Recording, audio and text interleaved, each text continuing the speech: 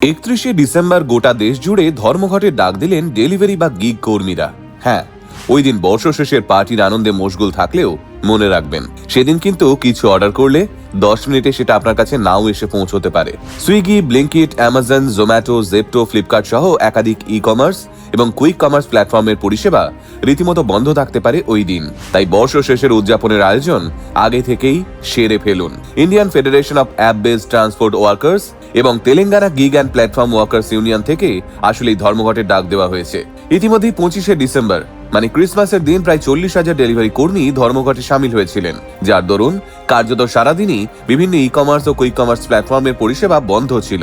যদিও বাংলায় এই ধর্মঘটের প্রভাব সেভাবে না পড়লেও বিশেষত দিল্লি, গুরুগ্রাম, হায়দ্রাবাদ, তেলেঙ্গানা, চেন্নাইয়ের মতো জায়গায় এই ধর্মঘটের আঁচ বিশেষভাবে পড়েছে। তাই এই মুহূর্তে বিভিন্ন সংবাদ মাধ্যমের প্রতিবেদন সূত্রে জানা যাচ্ছে, আগামী 31শে ডিসেম্বর আরও বেশি ডেলিভারি কর্মী এই ধর্মঘটে সামিল হতে চলেছেন। তারা গিগ বা ডেলিভারি কর্মীদের পর্যাপ্ত বেতন, 10 মিনিটের কুইক ডেলিভারি মডেল বাতিল, টার্গেট সেট, চাকরির নিরাপত্তা, সামাজিক সুরক্ষা, স্বাস্থ্য বীমা, দুর্ঘটনা কভারেজ, পেনশন, কর্মক্ষেত্রে সম্মানের মতো বিশেষ কিছু গুরুত্বপূর্ণ দাবি নিয়ে সোচ্চার হয়েছেন।